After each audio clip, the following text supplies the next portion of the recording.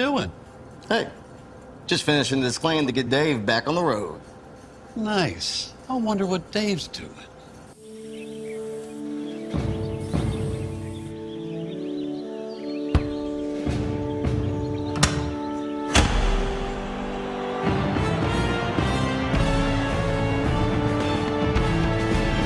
You do your thing. We've got you covered. Hey, is the power off on this? I don't know. Just take it off. Safety violation, unsafe work conditions. In the construction trades unions, safety is our highest priority, and we train you to recognize and speak out on unsafe working conditions so that everyone arrives and goes home safely. Learn about careers in construction at georgiaconstructioncareers.com.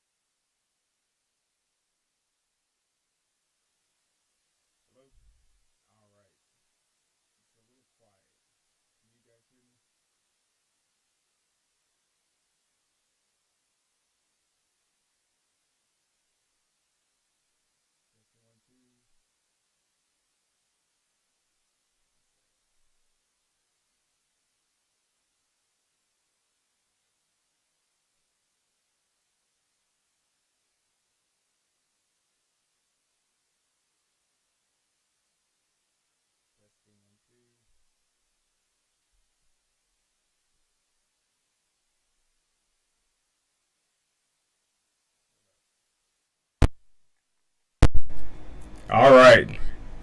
Good afternoon and welcome to the 318th episode of the Alfa Insurance Georgia Prep Sports Drive for the GHSA State Title.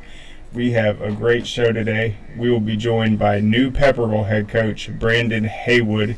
It became official on Monday. He is a Dragon, and I'm really excited to talk to him about this new coaching job. And just we'll look at his career before he comes on at 12:20. And then we're going to start the show with the big news.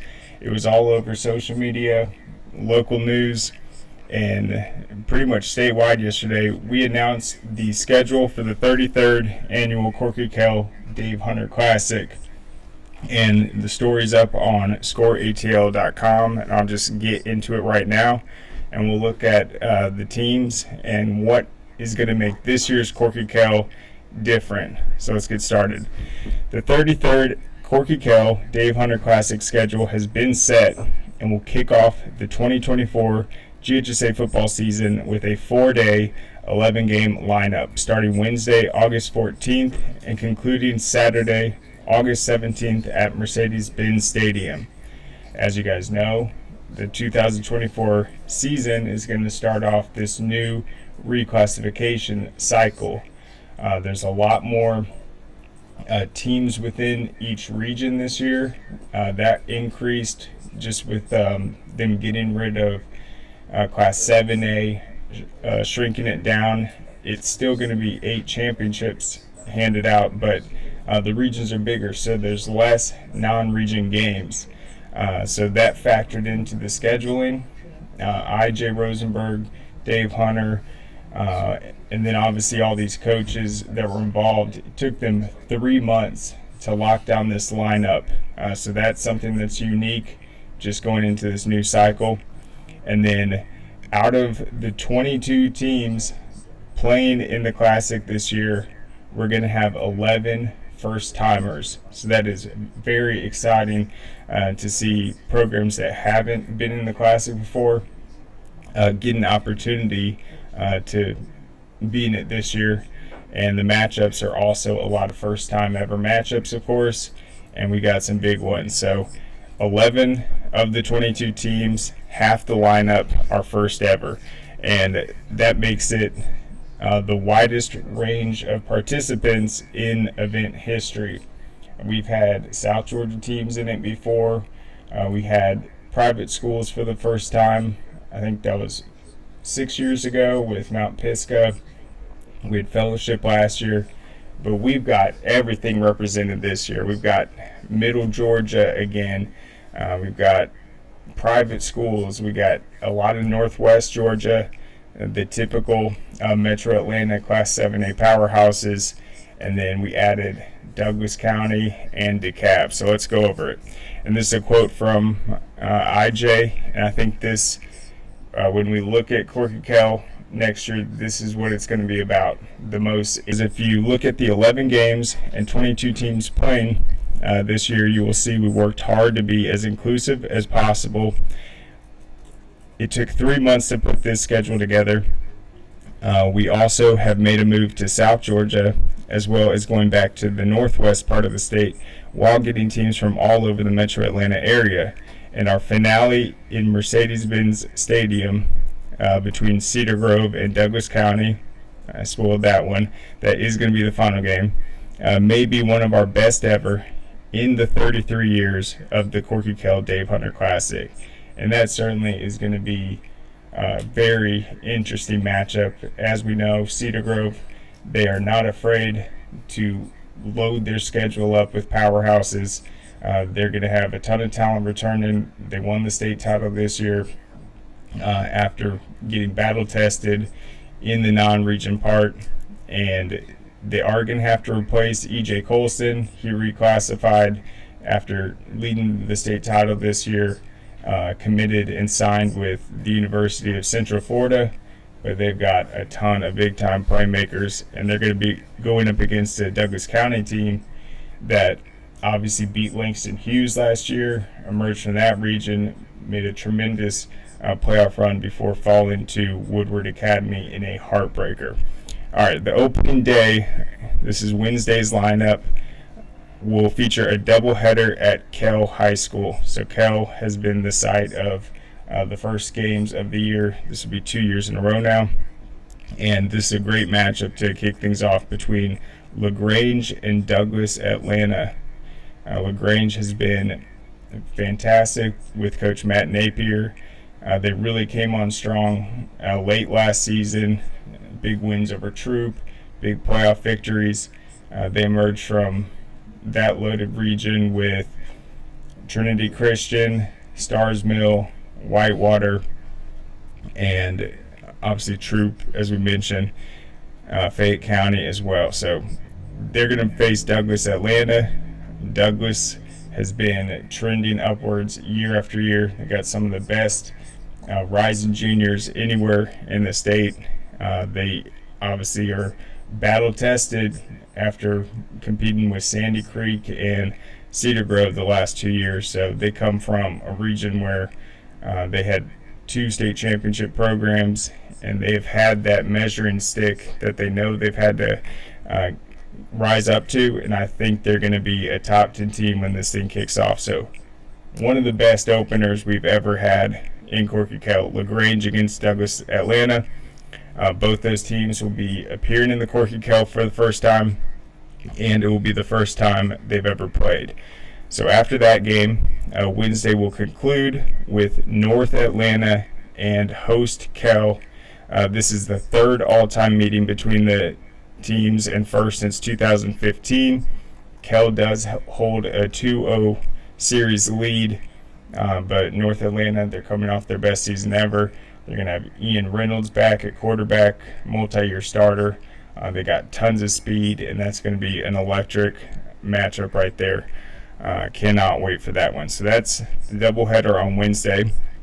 And then on Thursday, West Forsyth High School returns as the host site for the 4th straight year for Thursday's doubleheader. In the 4:30 slot, Dunwoody and South Paulding will face off for the first time. Dunwoody's done a fantastic job with Coach Mike Nash. They've steadily improved their win total each year. And then South Paulding, they're going to be debuting their new head coach, Maurice Allen. So a big debut for him against Dunwoody at West Forsyth, 4:30. All right, so Thursday's nightcap will pair 2-time defending state champion Prince Avenue Christian and host West Forsyth in the first ever meeting and cross classification showdown. The big storyline there, we know Prince Avenue Christian is going to have a new gunslinger at quarterback with the graduation of Aaron Philo.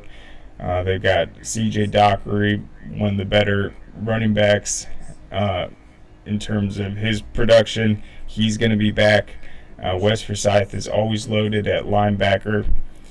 They've had tremendous tight ends, great running attack, and so it's going to be a real contrast of styles. We saw West Forsyth really play well last year against Cherokee Bluff. They certainly had the size advantage in that matchup, but I think Prince Avenue's a different challenge for them because they're going to air it out, have such an explosive system offensively with the air raid, and so I think that's a great matchup everyone's going to be interested in. Dunwoody, South Paulding, and Prince Avenue are all playing in the Classic for the first time. West Forsyth has been there the last 5 years. All right, so then Friday we're going to have 3 games. This will be the first Friday of the high school season. It's going to kick off at Hebron Christian at 2 o'clock. This is going to be Hebron Christian going up against Therrell. Therrell will be representing APS this year. We've had Mays in the Corky Kell before. We've had Carver Atlanta, but now Therrell is stepping up, and they're going to take on Hebron Christian. That'll be a first ever matchup and first ever Corky appearance for both those teams. And then as soon as that game's over, we're going to be live from Rome's Barron Stadium for a doubleheader there. So 3 total games on Friday. The first one's going to be Cass against Callaway. Should be phenomenal. Callaway's going to be a state championship contender like always. And then with Cass, you got Brody McWhorter coming into his junior season. He's been blowing up on the recruiting scene. He led them to that deep playoff run last year. And we were talking to Coach Gates at Georgia Elite. He really likes the transition they're going to make offensively, where last year it felt like they would run the same play but out of like up to 15 different formations, and the play was obvious. It was get the ball to Devin Henderson, get the ball to Sakobi White, but they trust Brody McWhorter now to really operate the offense, make his reads, and run a fluid multiple look offense. So they're going to be going up against a Callaway team, really fast, can fight at the football, can spark big plays. I think that's going to be a great matchup to get the Barron Stadium doubleheader started. And then closing it out on Friday, Creekside against Rome. That's going to be big time. They're familiar. They have faced off before. Both came up so close to winning the state title this year. Creekside obviously lost to Coffee in the state championship, and then Rome fell in a heartbreaker to Thomas County Central. So both of them lost to state champs last year, and it'll be interesting to see who they have returning in terms of Rome. So that's the closer on Friday, and then these are Saturday's games at Mercedes-Benz Stadium. We've got a 4-game lineup starting at 10 a.m. with Brookwood and Walton. Obviously, Walton's going to be replacing a lot from last year after probably on paper their best season ever.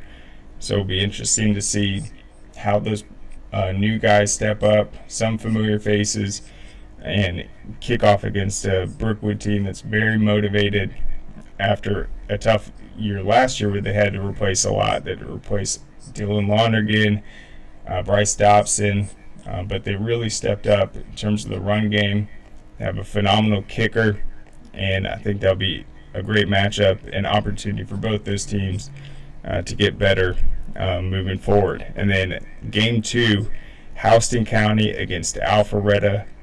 That one will be fantastic. They're both absolutely loaded, well coached, and I think teams that could both break through next season. Then you're going to have McEachern and North Gwinnett. That is the third game, a classic, Cobb County versus Gwinnett County. I personally think North Gwinnett's top 10 next year. I think McEachern can get there as well. But I'm really excited to see North Gwinnett in year 2 under Coach Godfrey. And then, as we mentioned, the grand finale, Cedar Grove and Douglas County, doesn't get much better than that. So there you have it. You can go to scoreatl.com and check that lineup out again. But I think the big story is just 11 new teams getting an opportunity to open the season in the Classic, join a long list of respected and successful programs that have made the event what it is over these last 3+ decades.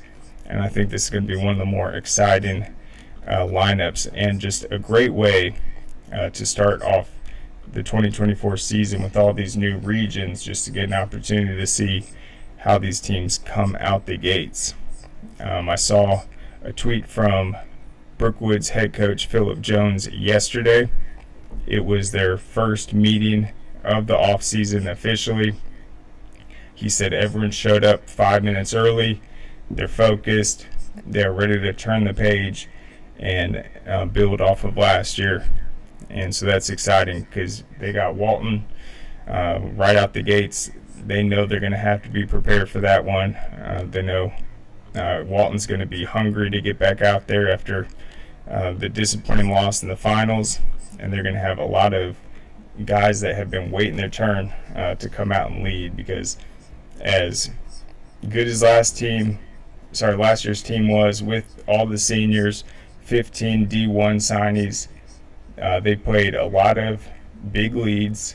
They had tremendous depth, and remember, they were the only team last year at the Corky Kell 7-on-7 at Georgia Tech. They brought 2 teams. They were already grooming that next group, that JV squad, knowing that they were going to have to fill those shoes.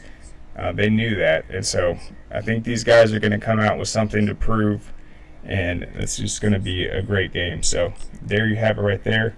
We're going to go to a quick break, though, because I think Coach Haywood is ready to roll.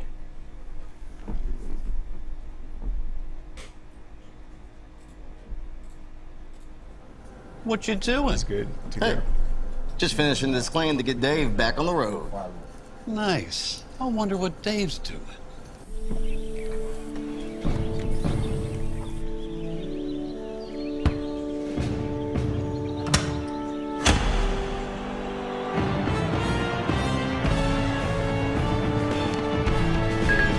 You do your thing. We've got you covered. Hey, does it matter if this leaks? It don't matter to me, can't see it from my house. Illegal use of hands, improper training. GeorgiaConstructionCareers.com has 14 different highly skilled trades with tuition-free training in our certified apprenticeship programs to train you the right way. Find your career at GeorgiaConstructionCareers.com.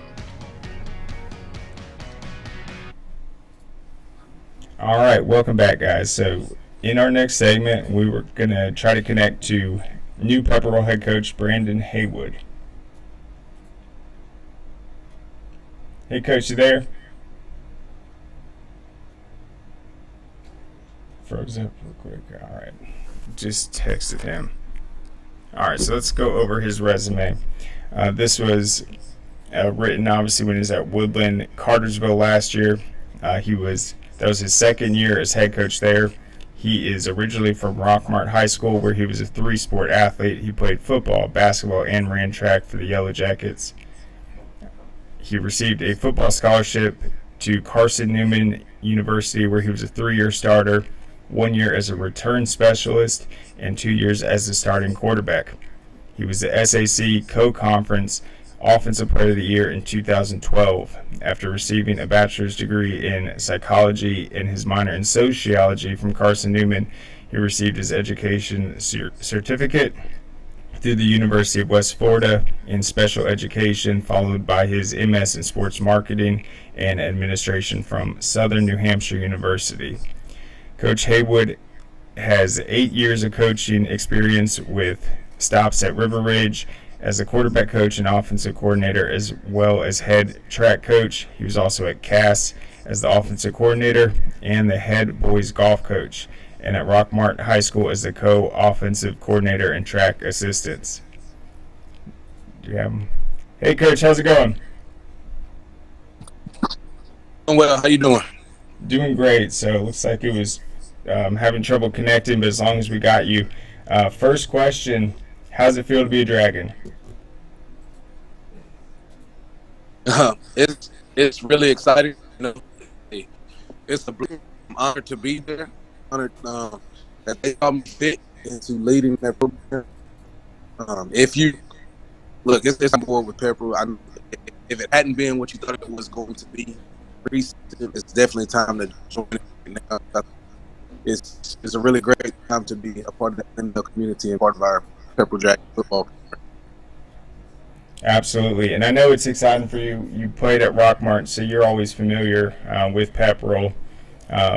You were at Rockmart previously, but what is your just overall impression of the Pepperell program, and what did you know about it just before you took over?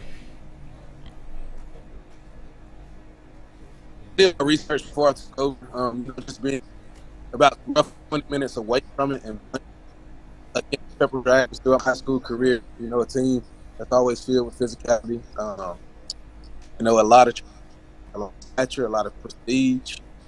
It's always been just a really dominant football program, and my overall experience, you can just feel like in the last couple of weeks how open they are and how badly they want to get back to being the program they once were. Throughout the Honeycutt years as well as the Shiflett years.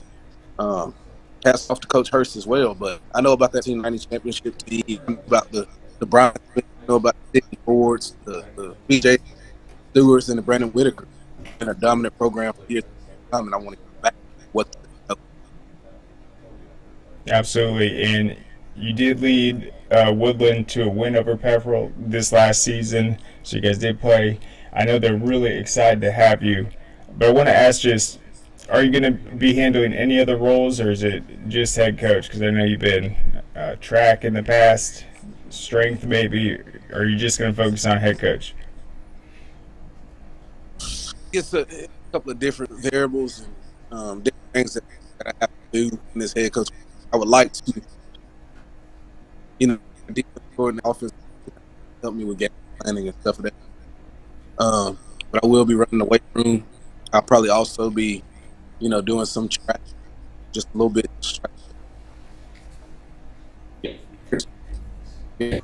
Guys, try to entice them to football as well as other sport programs at Pepperell.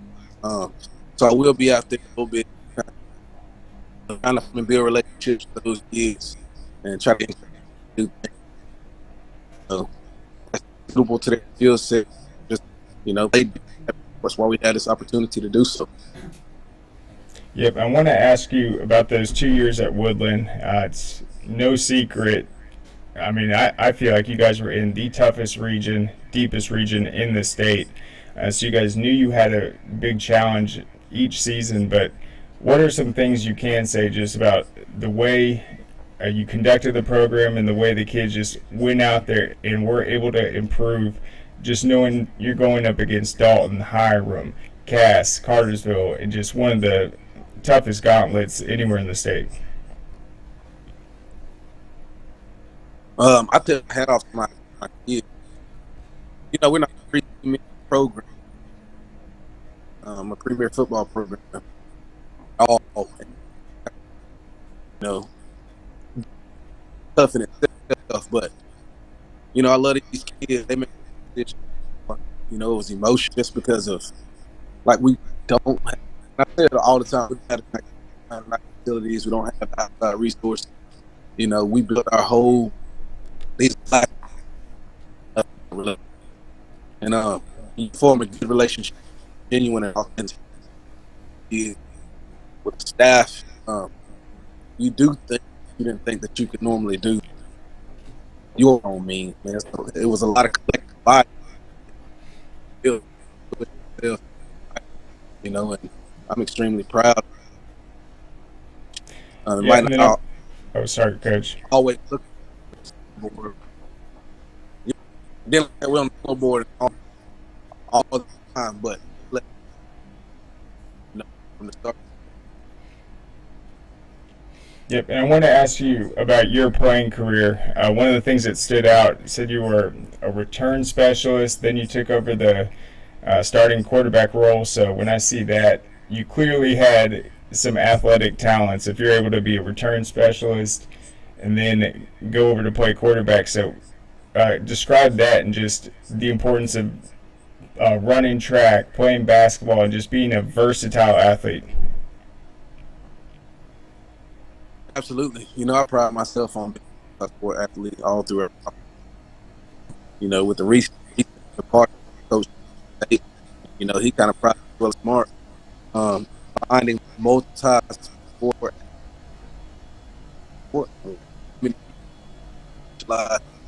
one play different work on it to make me be possible. And going when you get I tell the time more than one sport. Like get more than just one guy, whether it's football, basketball, whatever it may be. Just make yourself versatile so you can that. I think it helped me my playing with specialists. A bunch of softball. I was playing defensive back then. So just play different areas, increase your skill set, improve your athleticism. I think that every type of sport that you may play. Yeah, that's awesome. Well, Coach, I really appreciate the time. We're going to have to check up once you guys get into spring practice. When is that date set? When you guys going to really hit the off-season running? Right now, it's going to be around the first week of May. We're here at Woodland right now. I'm still working through the training phase. I'm ready to meet the community. I'm ready to meet Glendale. But everything's planned out and organized. We'll start off. We got 2 scrimmage games in the fall, so we won't play spring, which is not bad for us. It'll give us time to implement our offense, defense system. But we're going to do some things in May, spring workout things, get back to the system that we bring to the table.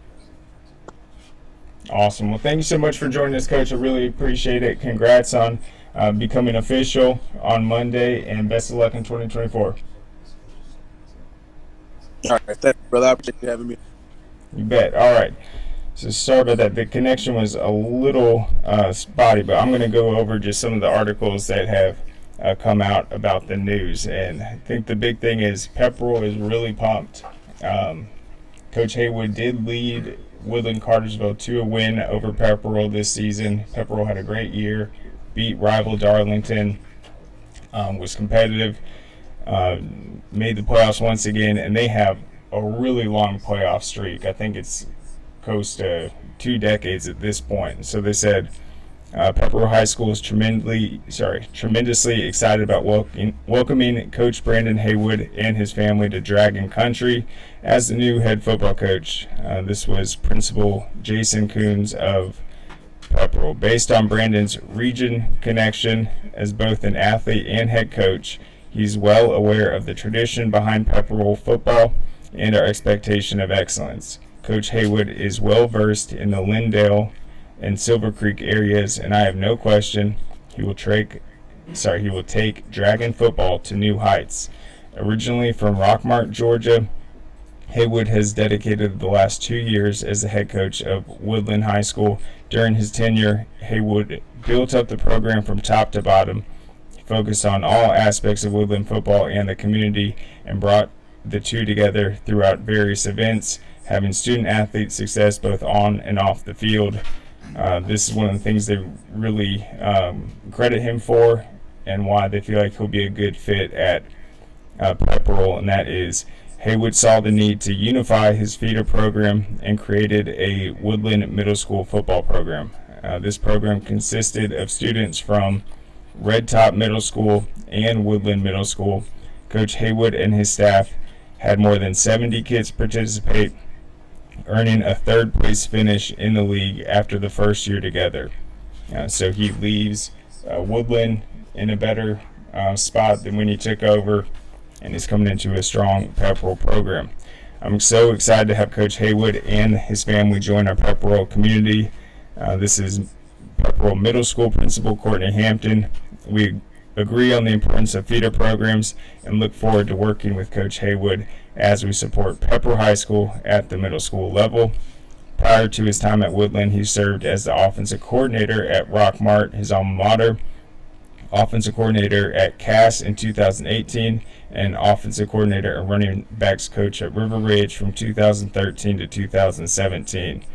I'm excited about the opportunity to lead the Pepperell football program, which is known to be rich in tradition, prestige, and the standard of excellence, said Coach Haywood.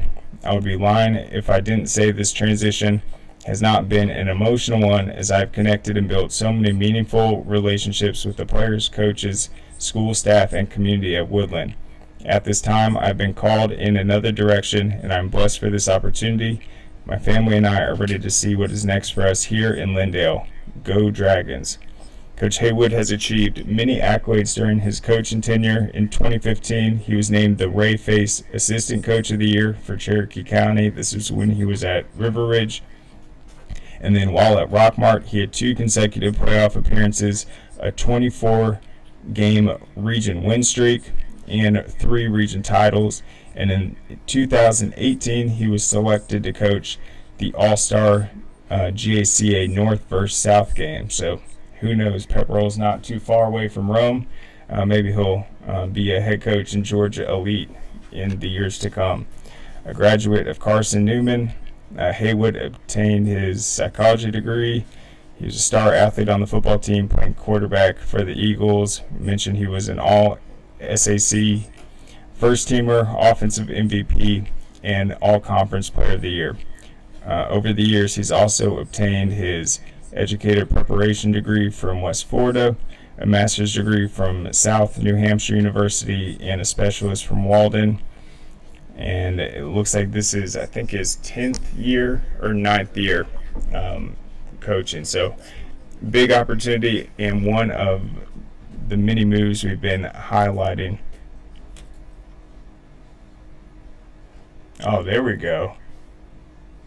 Tyler Jones, that is it. Thank you, Najee, for pointing that out. That is Walton's offensive coordinator getting the job at Cambridge.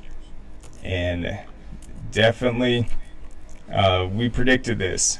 When Craig Bennett left and went to Pickens, which he said he liked Pickens. He's going from Fulton County to a one school county. And the Cambridge job was definitely one of the better opportunities. We saw a bunch of Cambridge guys at Georgia Elite. They were super young last year. Still were a playoff team, went toe-to-toe with Kell, with GAC in that region, and they've got a ton of talent, and I think that's a perfect fit. You saw what Tyler Jones did at Walton last year with that offensive balance. He's going to a Cambridge program with tough kids they always seem to have really versatile guys that can play both sides of the ball. Great receivers that we saw. So I think that is a huge opportunity for him. He definitely earned respect these last few seasons. Led the most explosive offense in the state this past season. So that is huge. So that's one less opening. So let's go to some of the other ones real quick.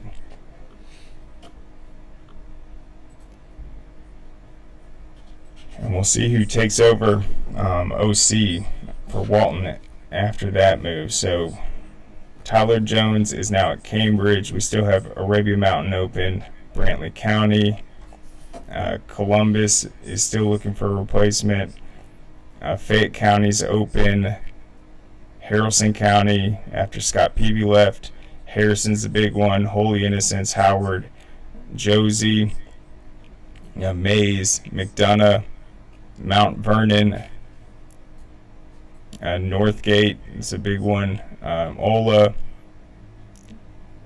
Tift County, Trutland, and Brandon Haywood's alma mater, Woodland-Cartersville. So there are, looks like about 25 to 30 still open, but Cambridge is filled. That's a big one. I'm going to have to check out some of the stories about that after the show ends. That is an exciting hire. Well done, and congratulations to Coach Jones and Cambridge. It's a great fit. All right, so that is a big spring game right there. So I mentioned North Gwinnett, a team that I think is going to be in the contention this year. Their offense is balanced. They've got Ryan Hall back at quarterback, a rare talent. He, I think, ended up rushing for over 800 yards, only threw one interception last season. He's a baseball player that took over a young North Gwinnett team as a sophomore, had a new head coach come in last year, led them to a share of the region title, and then they're adding a lot of exciting pieces with Tommy Lafayette, the former Lambert running back, coming over into the backfield.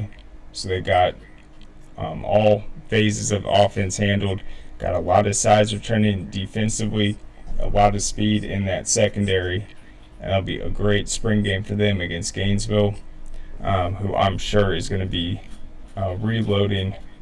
And I think Coach Key was at Gainesville yesterday, Georgia Tech's head coach, recruiting them. So it's a big spring game and right around the corner. I'm sure we'll be here before we know it. All right, well, let's take one more quick break, and then I'll reset and close out with some basketball news.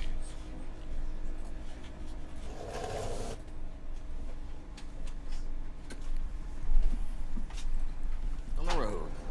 Nice. I wonder what Dave's doing.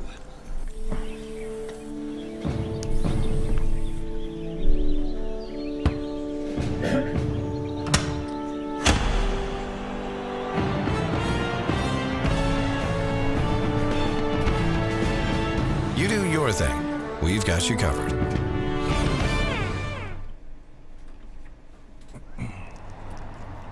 Dang, where you get this car?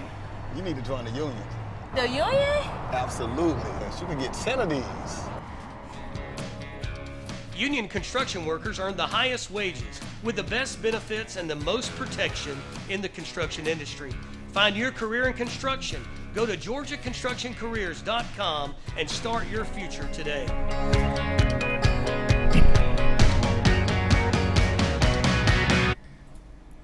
All right, welcome back. So before we get into basketball, if you go to scoreatl.com, we've been cranking out stories the last few weeks, but also this week.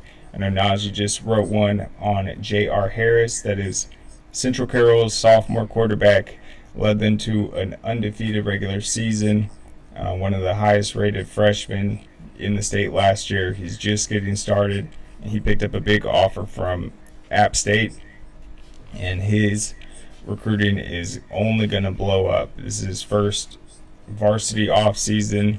He's getting into the recruiting, and he is very impressive. So check that out.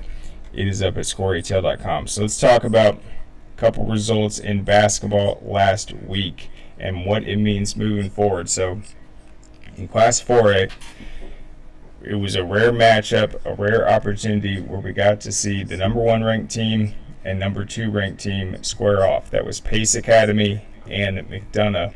The game was at Pace Academy. They're the defending state champs. They're definitely favored in this one, and these teams are going to face again next week. So 2 meetings in a short amount of time. They both were coming off busy weeks. They played 2 region games in the 4 days prior to that matchup, but breaking it down yesterday, that's what I wrote my blog on. Pace Academy definitely did not have its best game. They ended up losing 63-59. So that is going to be a rematch to watch, because let's just look at some of these stats. All right, so Pace Academy hosted Friday's clash, and then McDonough will host on January 27th. So it's actually coming up this week. The result was McDonough pulling out a 63-59 victory and stamping its 7th straight victory and improving to 18-2 overall. And they also took over number 1 as a result of that win. And we'll have our rankings out probably around 2 p.m. today. The visiting Warhawks jumped out to a 26-14 lead after the first quarter. So they just came out and stunned Pace Academy, who came out flat in the first quarter, 26-14 lead. They never trailed after that. They went into the half with a 9-point lead, 35-26. They preserved that 9-point lead, head into the fourth with a 49-40 lead, and then closed out the 4-point victory. In that game, McDonough's Keenan Gray led the Warhawks with a game-high 18 points, and Zion Green finished with 17. 6'9" junior Nathanius Fambro added 11 points and went 5 of 5 shooting from the field. Gray, who had the game-high 18 points, added 8 assists with just 1 turnover. And when you look at Nathanius Fambro with his 11 points and 5 of 5, Keenan Gray did a fantastic job of dishing out the assist and getting Fambro, the 6'9" junior, key baskets to really keep Pace Academy on its heels in that game and trying to come back. McDonough won despite taking just 8 trips to the foul line. They went 5 of 8, and Pace Academy went to the foul line 23 times but shot just 12 of 13. That's very uncharacteristic. That was a huge part of their state championship run last year, was phenomenal shooting from the foul line, particularly Eric Chatfield, who in the game I saw last year against, I think that was against Benedictine, but he was about 16 of 19 from the foul line. So as a team, they went 12 of 23, way below the average. And this was at home. Another reason for this loss, and we aren't making excuses, it's just how is Pace Academy going to adjust when they face off this week again at McDonough in a crucial region game, and one that the defending champs and their head coach Sharman White are going to want to fix these things before the playoffs and region tournament. They were 1 of 12 on 3-point attempts, very uncharacteristic. McDonough, on the other hand, was 6 of 20. Pace Academy was led by Eric Chatfield. He had 15 points. MJ Madison also 15. Lamar Moore 11. Chandler Bing 10, and Kyler Green 8. And those 5 guys were the only ones that scored baskets. So the bench is going to have to step up for Pace Academy. They're going to have to shoot better at the foul line, and they're going to have to find a way to knock down more threes. And then McDonough, their confidence is through the roof. They went on the road, had a big win. They've won 7 straight at this point. They've taken over number 1. They were number 1 for a lot of points last season before Pace Academy jumped them.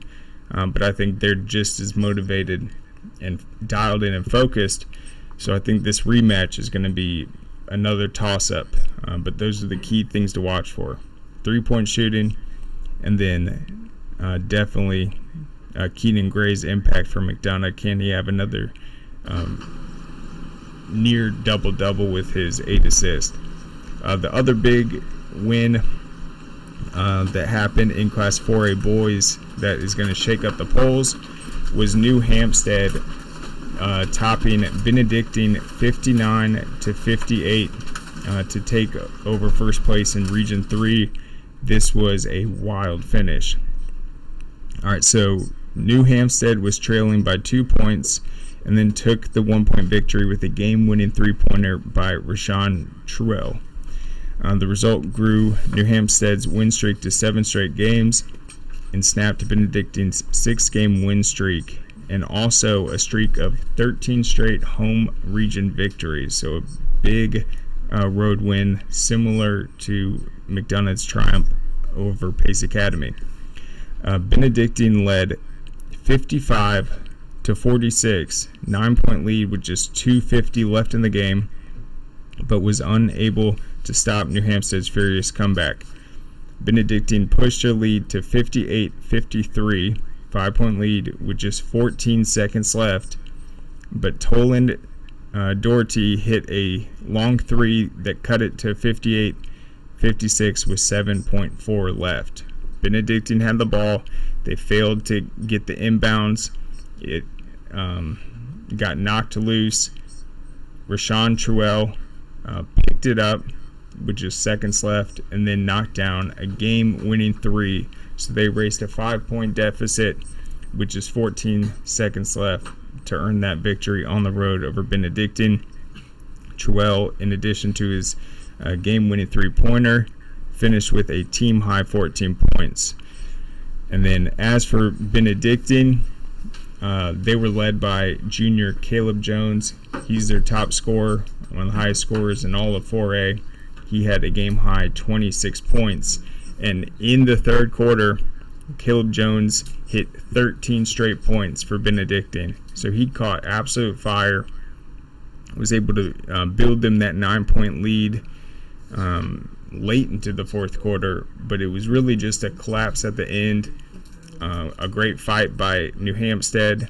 Rashawn Truell just coming up ridiculous clutch, and that reminds me of that famous like Reggie Miller play where he hits a three and then steals the inbounds, and then you know the rest, what he did to Spike Lee. But to be able to steal that victory, snap the win, the 13-game home win streak by Benedictine. It's a huge rival, and then they're gonna obviously play again soon. So I think that Region 3 tournament is gonna be nuts.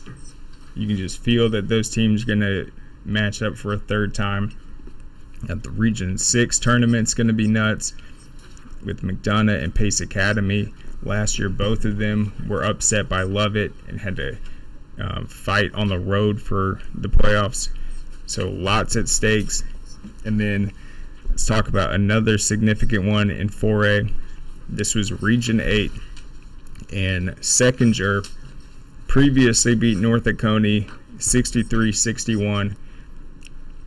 Briefly, they gained sole possession of first place in Region 8, but then they had to face North Oconee for a second time, and North Oconee won 86-54, one of their biggest victories of the season, avenging that loss and now taking the top spot in Region 8. North Oconee can shore up the top seed against Madison County. That was last night. I'll have to check that score. And then they previously beat Madison County 79-45. Real quick on the girls' side, Fayette County, they've become a serious contender. They've won 7 straight, improved to 13-3 overall. And then on Friday, they completed their sweep of rival Stars Mill with a 56-40 road win. They followed that with a 58-41 win over Sandy Creek in non-region play on Saturday. And then this past Monday, North Clayton is up there as a number 2, number 3 seed in Region 4. They won that one 59-40. Fayette County on the girls' side, definitely top 3, top 4 in Class 4A. And then the other team everyone's got to watch for is Holy Innocents. They squared off in Region 6 against Westminster this past week and just dominated 81-36. And then with that loss, it moves Southwest DeKalb ahead of Westminster for number 2 in the standings, and Southwest is still going to have to play Westminster and Holy Innocents to maintain a top 2 seed. If they beat Westminster, they'll get the number 2 heading into the region tournament, but they still have a chance if they can find a way to upset Holy Innocents. So there you have it, Class 4A boys and girls. and the rankings that are going to come out shortly. But that's all we have for today. I want to thank everyone. What are we at? What's up? What are we at? Oh yeah, the McDonald's All-American. So yeah, that was released yesterday. There are no there's no girl Georgia players in the game, but there is one on the boys side. That's going to be Ace Bailey, correct? So you see him right there at forward. He's the #1 player in the state right now. That's going to be, I mean, it's always a fantastic game. I'm sure he's going to have a chance to emerge as the best player on the court. It's always fun to watch. A lot of history, a lot of big-time playmakers. And then Coach Sharman White, who we mentioned, Pace Academy's head coach. What has he got, 10 rings now? I think so. 10 rings. Had 7 at Miller Grove, like pretty much all in a row, and then has done it at Pace Academy. He's previously coached the U.S. national team alongside Popovich and Coach K, and now he's going to be a head coach in this McDonald's All-American game.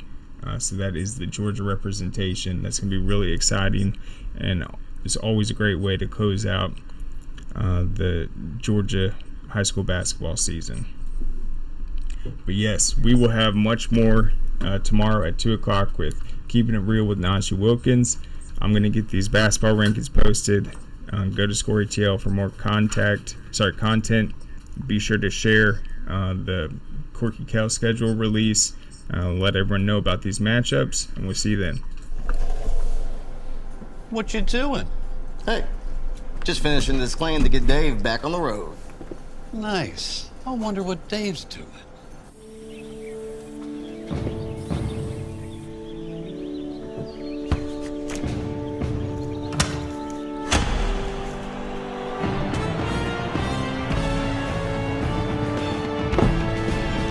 You do your thing. We've got you covered.